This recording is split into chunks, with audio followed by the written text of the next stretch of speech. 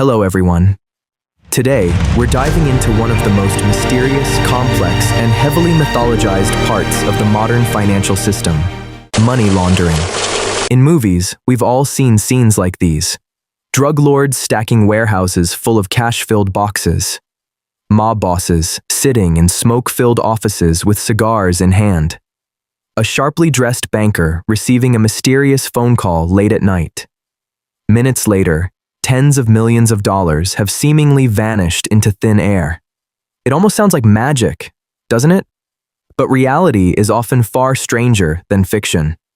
According to estimates from the United Nations Office on Drugs and Crime, money laundering accounts for roughly 2% to 5% of the world's annual GDP. Based on today's global economy, that means more than $2 trillion could be flowing through underground financial networks every single year. So what does a number like that actually mean? It's larger than the entire annual GDP of many countries. It even exceeds the yearly revenue of most multinational corporations. But what's even more shocking is this. This money isn't hidden away in some secret underground vault. In fact, it's all around us. It may pass through the very banks we use every day. It may flow into the real estate market. It may be used to purchase fine art. It may even be invested in stocks and cryptocurrencies. Which raises an obvious question. If the money has already been made, why does it need to be laundered at all? When people first hear about money laundering, they often ask the same thing. Money is money, right? Why would it need to be cleaned? But that's a huge misconception. For criminal organizations, the real challenge has never been making money. It's spending it. Let's take a simple example. Imagine you're an ordinary person earning a modest monthly salary. Then one day, $50 million suddenly appears in your bank account.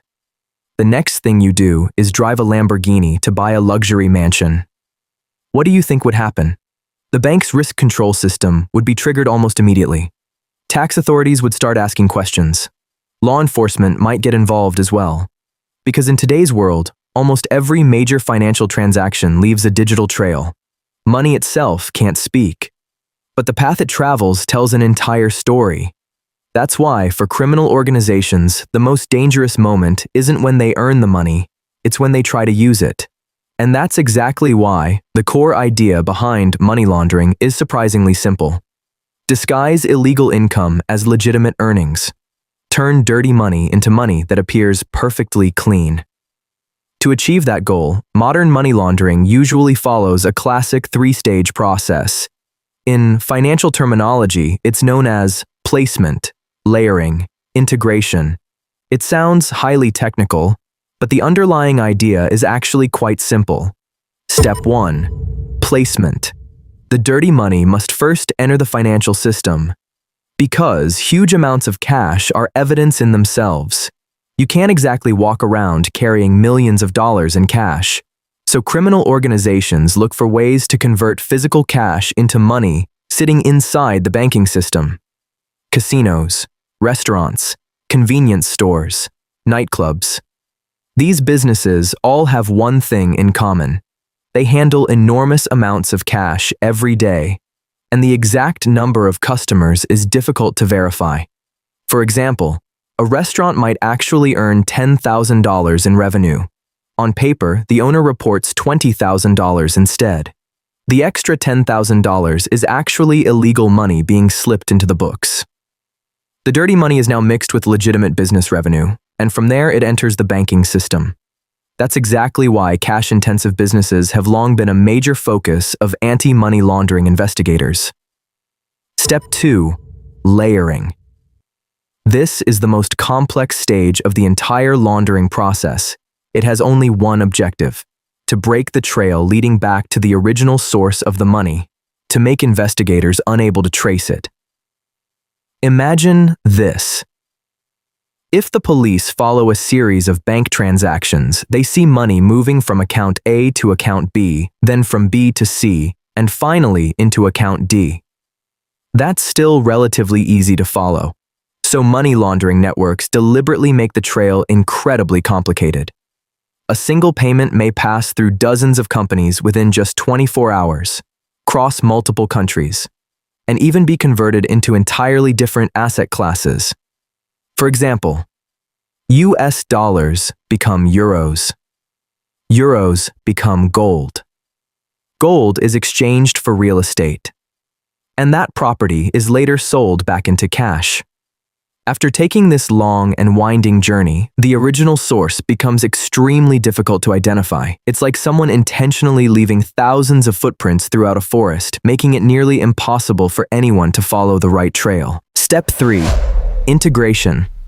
By this stage, the dirty money has acquired an entirely new identity. It no longer appears to be the proceeds of crime. Instead, it now looks like investment returns, corporate profits, real estate appreciation, income from art transactions, or dividends from overseas investments. At that point, criminals can finally enjoy their wealth under the appearance of complete legitimacy, buying luxury mansions, buying yachts, buying private jets, or even becoming respected figures in society.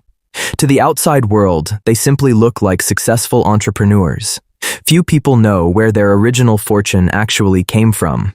And that is the true meaning of money laundering, transforming dirty money into wealth that appears completely legitimate.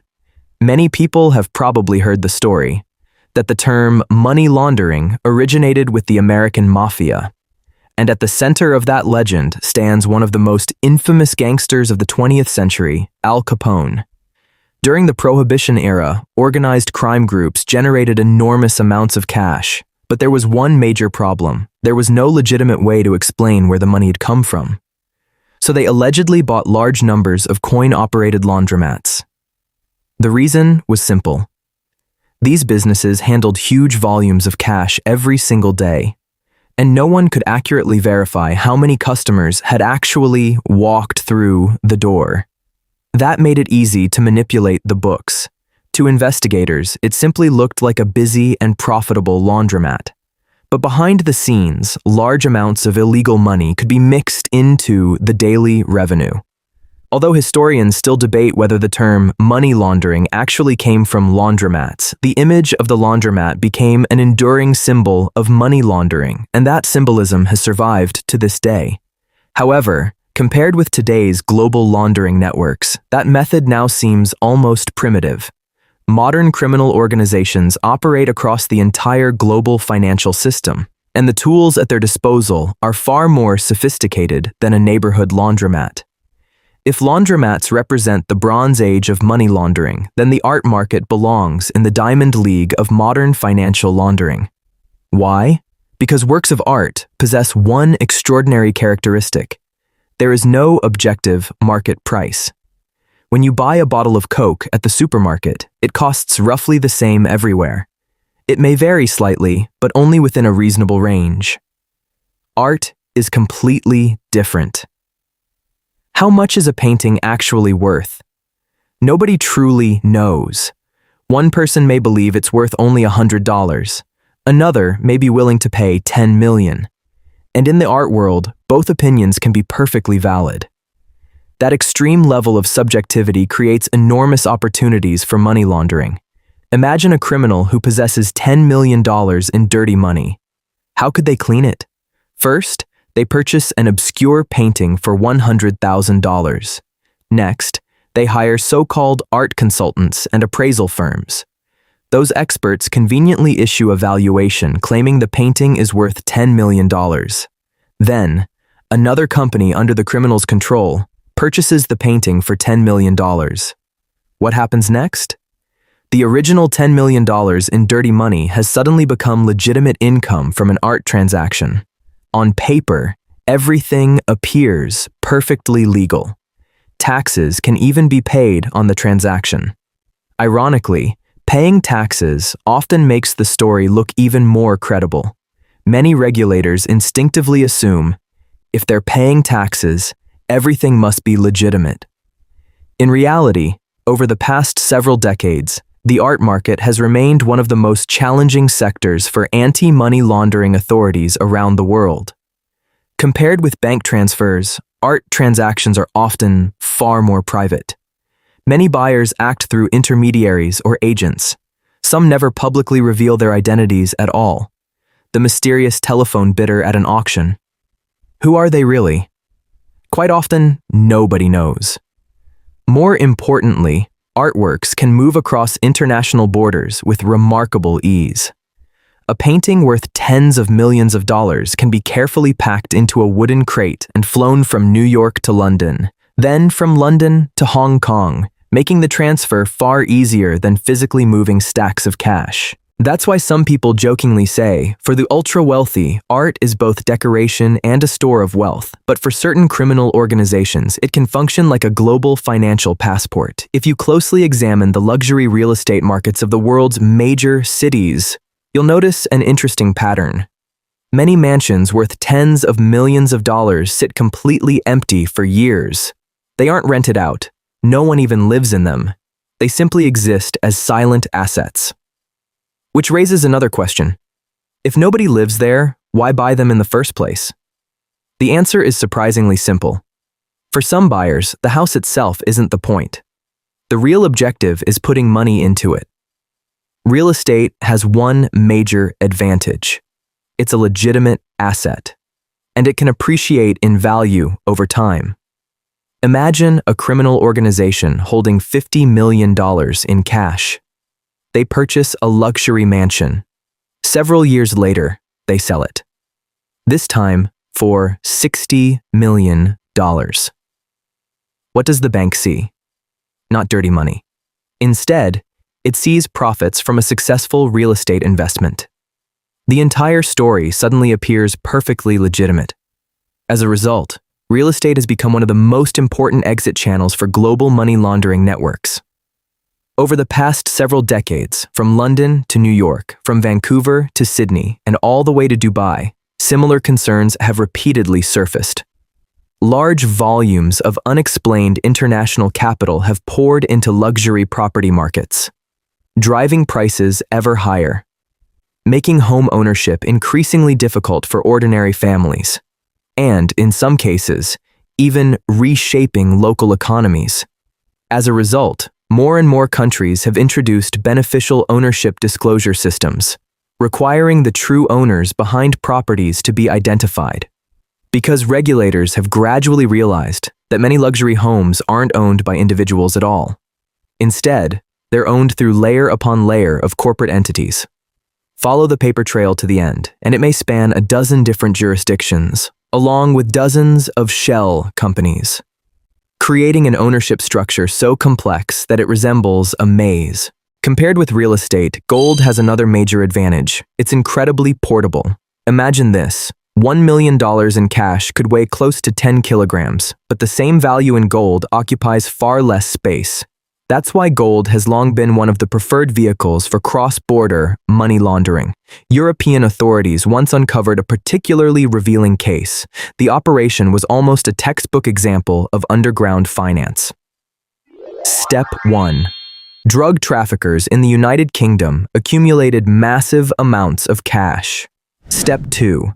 The cash was secretly transported to Paris, France. Step 3. Underground gold dealers in Paris took possession of the money.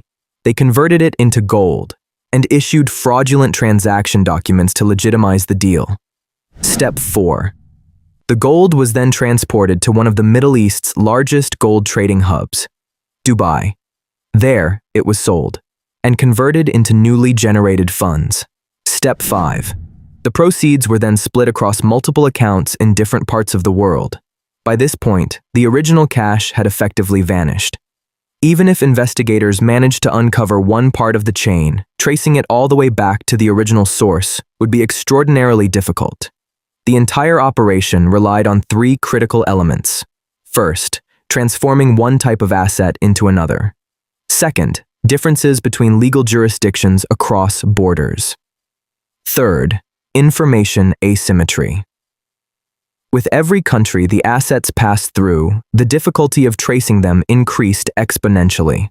Like a drop of ink falling into the ocean, it became harder and harder to identify. If gold and real estate are merely tools, then shell companies are the true operating system of modern money laundering. So, what exactly is a shell company? Simply put, It's a company that legally exists, but conducts little or no real business. No employees, no factories, no products, sometimes not even a real office, just a mailing address. And yet, don't underestimate them. Some of the most sophisticated financial structures in the world are built on shell companies like these. For example, money first enters Company A. Company A then issues a loan to Company B. Company B pays consulting fees to Company C. Company C purchases intellectual property rights from Company D, and Company D distributes dividends to Company E. After dozens of transactions, the original source of the money has effectively disappeared. On paper, every step is backed by contracts, invoices, accounting records, even fully documented audit reports. Everything appears perfectly legitimate, and that's what makes modern money laundering so frightening. It doesn't necessarily hide in dark back alleys. On the contrary, it often wears the most professional and legitimate-looking disguise imaginable. Some operations are even designed by elite lawyers and accounting firms. On the surface, the structure may look more compliant than many legitimate businesses. But underneath, its true purpose is to conceal the origin of illicit funds. And the central stage for this entire game is found in places commonly known as tax havens. When most people first hear the phrase tax haven, they imagine a tropical island paradise, white beaches, palm trees, luxury yachts, and billionaires relaxing beside infinity pools. In truth, the image isn't entirely wrong, but what truly attracts global capital isn't the sunshine. It's the legal system. Scattered across the world map are jurisdictions with surprisingly small territories. Some have populations of only tens of thousands. Some, only a few thousand. Yet they are home to hundreds of thousands, or even millions, of registered companies. For example, the Cayman Islands, the British Virgin Islands, Panama. These jurisdictions share several common characteristics. Setting up a company is remarkably easy. Tax rates are extremely low, and disclosure requirements are minimal. For legitimate businesses, these jurisdictions can facilitate international operations and reduce administrative costs. But for others, they become ideal places to conceal wealth. Imagine you own a company. You are the actual person in control. But the legal documents list another corporation as the owner. That corporation is owned by a third company, which in turn belongs to a fourth, layer upon layer. Eventually, investigators are left staring at nothing more than a long chain of company names, without ever finding the real individual behind them. This structure has a professional name, Ultimate Beneficial Owner, or simply UBO. One of the most important tasks for anti-money laundering authorities is identifying that ultimate beneficial owner. Because if the real person behind the structure cannot be found, even the most advanced regulatory systems can do very little. In 2016, global media outlets were rocked by a bombshell revelation. A law firm based in Panama had more than 11 million internal documents leaked. The leaked archive totaled an astonishing 2.6 terabytes of data. If printed on paper, it could have filled entire rooms. This was the event that would later shock the world. The Panama Papers. Hundreds of journalists spent years analyzing the documents. What they uncovered was a vast network involving political leaders, business elites, celebrities, billionaires, and major investment groups around the world. Many held assets through highly complex offshore corporate structures. For a time, the entire world was shaken. It's important to clarify one point. Owning an offshore company is not, by itself, illegal. Many multinational corporations use similar structures for legitimate reasons. The real question is whether those structures are used to conceal the origin of assets, evade regulatory oversight, or avoid legal responsibilities. The greatest significance of the Panama Papers was not exposing any single individual. It was making the public realize, perhaps for the first time, that the global wealth system is far more complex than most people ever imagined. Much of the world's hidden wealth never truly disappeared. It was simply hidden in places ordinary people could not see. At this point, many people naturally ask, if laundered money eventually has to enter the financial system, why don't banks simply stop it? In theory, they do. The first line of defense in modern anti-money laundering systems is the banking sector itself. Virtually every legitimate bank has a dedicated anti-money laundering department, commonly known as AML, anti-money laundering. And one of its core principles is called Know Your Customer, or simply KYC. When you open a bank account, the bank may ask questions like, what is your occupation? What is your source of income? Why do you need this account? Where is your money coming from? The bank isn't asking out of curiosity, it's required by law. And when large sums of money are involved, the scrutiny becomes even more rigorous. But here's the challenge. Banks face a built-in conflict of interests. What does a relationship manager want? More clients, more deposits, better performance numbers. What does the compliance department want? Reduce risk, conduct strict reviews. Their objectives naturally pull in opposite directions. Imagine this scenario. An ultra-wealthy client wants to deposit $100 million. The relationship manager is thrilled. It represents an enormous business opportunity.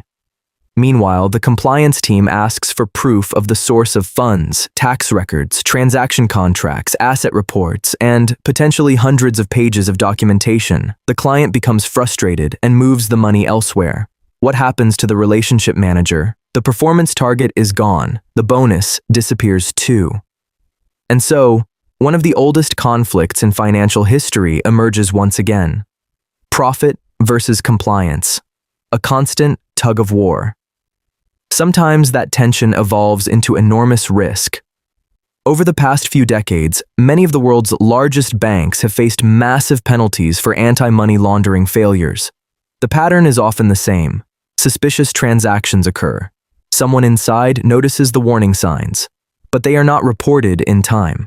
Eventually, regulators step in and impose enormous fines. Why are the penalties becoming larger and larger?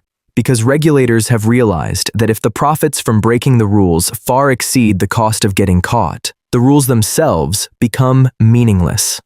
That's why in recent years, countries around the world have steadily increased enforcement, not only fining banks, but in some cases, holding senior executives personally accountable. The objective is simple: make the cost of violating the rules greater than the potential reward. Yet even so, money laundering continues to persist because both sides continue to evolve technologically. Regulators are improving. Criminal organizations are adapting as well. The battle has never truly stopped. Around 2010, a new variable entered the equation. It was called Bitcoin. At the time, many believed that blockchain anonymity would completely transform money laundering. Some even declared the age of banks is over. Dirty money is entering a new era. But was that really true? Ironically, the reality turned out to be quite different. Blockchain has one feature that many people overlook. Every transaction is permanently recorded. Every transfer leaves a trace, and those records cannot simply be erased. That means if investigators obtain the right starting point, they can theoretically trace the entire movement of funds. As a result, many major criminal cases have ultimately been solved through blockchain analysis. Of course, criminals continue to evolve as well. They began using cryptocurrency mixers, cross-chain bridges, privacy coins, NFT transactions, DeFi protocols, and a growing array of increasingly sophisticated tools. The result is yet another technological arms race. Much like cybersecurity, there is no system that remains secure forever, and no exploit that remains effective forever. Attackers and defenders are constantly evolving. By now, you may have noticed something fascinating. At its core, money laundering isn't really a financial problem. It's a problem of trust. Money itself has no color. The thing that carries color is the story behind it. If the bank believes the story, if the tax authority believes the story, and if the regulators believe the story, dirty money becomes clean money. But once that story falls apart, the entire structure can collapse instantly. That's why the greatest strength of modern money laundering has never been technology itself. It's the ability to construct a story that appears completely believable. Likewise, the central mission of modern anti-money laundering efforts is to continuously verify whether those stories are true. Both sides continue to evolve, continuing an endless game of strategy, creating a global financial game of cat and mouse. After hearing stories about money laundering, many people think that's something for drug cartels, organized crime, and billionaires. What does it have to do with me? In reality, the opposite may be true. Modern laundering networks often need not powerful figures, but ordinary people. There are simply so many of them, and they rarely attract attention. Take a simple example. Have you ever seen advertisements like these? Lend us your bank card and earn easy money every day. Help receive a payment and get instant cash back. Game top-ups at a huge discount. Cheap membership recharge services. Easy part-time work. Quick money guaranteed. Sounds tempting, doesn't it? But in many cases, the real purpose behind these offers isn't legitimate business at all. It's to create channels for moving money. One of the most important steps in money laundering is breaking funds into smaller pieces. The smaller the pieces, the better. Small enough to avoid attracting attention from monitoring systems. Imagine $100 million in dirty money. Transfer it all at once, and alarms will immediately go off. But what if it's split into 100,000 separate $1,000 transfers? The challenge of detecting it increases dramatically. That's why countless ordinary people's bank cards, payment accounts, and even gaming accounts can become part of these laundering networks. Many participants have no idea what's actually happening. They believe they're simply earning some extra income. Only when law enforcement comes knocking do they discover their accounts have become part of a money laundering operation. That's why there's a classic warning in modern anti-money laundering practice. Never sell your bank account, never rent out your identity, and never receive money on someone else's behalf, because you never truly know where someone else's money actually comes from. Looking back at everything we've covered today, we started with a humble laundromat, then moved through art auctions, luxury real estate, international gold trading, offshore corporate structures, and the global banking system. And what becomes clear is this. Money laundering isn't just a dramatic movie plot. It's a mirror reflecting the realities of the modern financial system. It exposes weaknesses in the movement of global capital. It reveals regulatory gaps between nations, and it reflects humanity's enduring pursuit of profit. Looking ahead, as AI-powered regulation, digital currencies, and global information sharing continue to evolve, this cross-border financial game of cat and mouse will continue. Only the identities of the hunters and the hunted will continue to change. And finally, one last reminder. If someone tells you, just receive a payment and make easy money. Lend your bank card for a quick payout. Discounted top-ups with guaranteed profits. Be extremely cautious. What looks like a harmless side job may somewhere else in the financial system be just one tiny gear in a money laundering network worth tens or even hundreds of millions of dollars. And once you're caught in that network, the price you pay can be far greater than the small amount of money you thought you were earning. If you enjoy in-depth documentaries that break down the hidden mechanics of the global economy and business world, don't forget to like, subscribe, and turn on notifications. And I'll see you in the next episode.